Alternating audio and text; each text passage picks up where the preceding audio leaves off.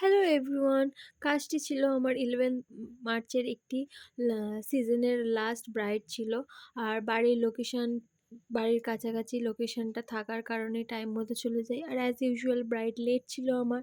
তারপর ওকে সাইডে র‍্যাপ করে বসিয়ে দিয়েছিলাম আর হাই জেনে স্নেহা, নিয়েছিলাম ও আজকে কেমন লুক চাই। তোমার বিয়ে, তো তুমি বলো আজকে তুমি কেমন ধরনের লুক চাও? আমরা কিছু জানি না, তোমরা যেরকম পছন্দ আমাকে ভালো লাগবে সেরকম। ওকে, ঠিক আছে। আর হেয়ারটা কিরকম করব কোনো কিছু ভেবেছো? যেমন হ্যাঁ, ঠিক আছে, চলো স্টার্ট করি। তারপরে তোমরা তো শুনতেই পেলে ও পুরোটাই আমার ওপরে ছেড়ে দিয়েছিল।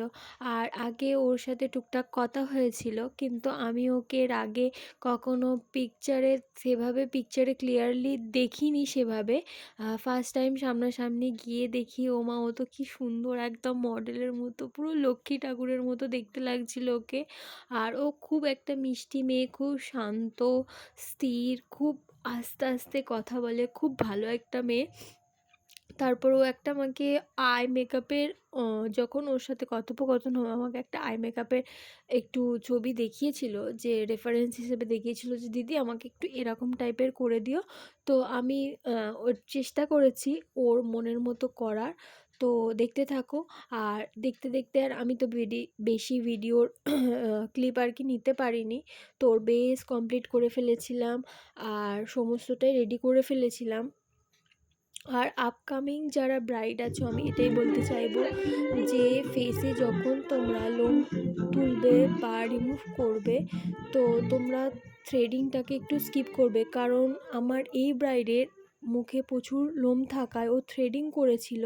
তো থ্রেডিং করাতে কি হয়েছিল, ওর গালে চারি জায়গায় খুব বাজেভাবে চিড়ে মতো গিয়েছিল। তো আপকামিং যারা আছো তাদেরকে বলবো, তোমরা পারলে ফেসিয়াল যে হেয়ার রিমুভ, মানে ফেসের যে রেজার থাকে সেটা দিয়ে তোমরা হেয়ার রিমুভ করতে পারো, ওটা খুবই ইজি হয়। তো আস্তে আস্তে আমি ওর অল ওভার মেকআপ ডান করে দিই।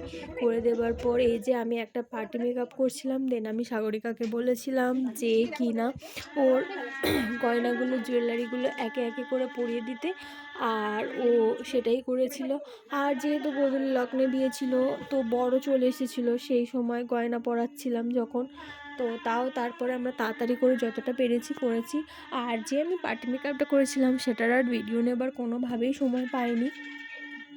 তো তোমরা দেখে জানিও যে ওর আজকের লুকটা কেমন লাগলো তোমাদের। আর ভালো লাগলে অবশ্যই লাইক, কমেন্ট এবং শেয়ার করে দিও।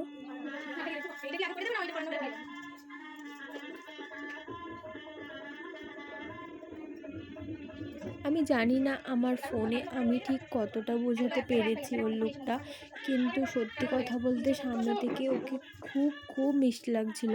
আমার ফোনের ভিডিও কোয়ালিটির কারণে হয়তো সেভাবে বোঝা যাচ্ছিল না কোনোভাবে। আর আই মেকআপটাও সেভাবে লাস্টের দিকে অতটাও আমি বোঝাতে পারিনি। আমি পরবর্তীকালে অবশ্যই ওর পিকচার তোমাদের সাথে শেয়ার করব। আর এই যে দেখে নাও, আমার ব্রাইড পুরোটাই রেডি হয়ে গেছে। আর আমি যখন ওকে মুকুট আর মাথার বেলটা পরাচ্ছিলাম, সবাই চলে এসেছিলো ওকে নিয়ে যাওয়ার জন্য। তো আমি বললাম যে একটু 2 মিনিট টাইম দিন, আমি একটু রেডি করে নিই, একটু ভিডিও করে নিই, তারপরেই ওকে আমি ছেড়ে দেবো। তো তারপর তোমরা শুনে নাও ওর মুখে ওর কীরকম লাগলো আমার কাছে সেজে। হাই স্নেহা, তো তোমার ফুল লুক কমপ্লিট, তো তুমি বলো সেজে তোমার কিরকম লাগলো? আমার সেটা খুব সুন্দর লেগেছে। আমি যেমনটা চেয়েছিলাম তেমনটাই হয়েছে, আমার খুব পছন্দ হয়েছে। সব কিছু হেয়ার মেকআপ সব কিছু আর ঠিকঠাক এই তো? যে এত মিষ্টি একটা মেয়ের সাথে কাজ করে আমার তো বেশ ভালো লেগেছে। এতক্ষণ ধরে আমাদের যে পরিশ্রম, এই যে খাটুনি, এই যে সুন্দর একটা লাস্টে যে আমরা হাসি দেখতে পাই না, সেটাতেই মন ভরে যায়। তারপরে ওর মণ্ডপের ওখানে গেছিলাম, দেখলাম ওর ফটোশ্যুট চলছে। তো তারপরে আমরা বাড়ি চলে এসেছি। আর আমি লাস্টে ওর মেকআপ কেমন ছিল সেটা নিয়ে একটা রিভিউ শেয়ার করে দিলাম। তো আজকের মতো টাটা।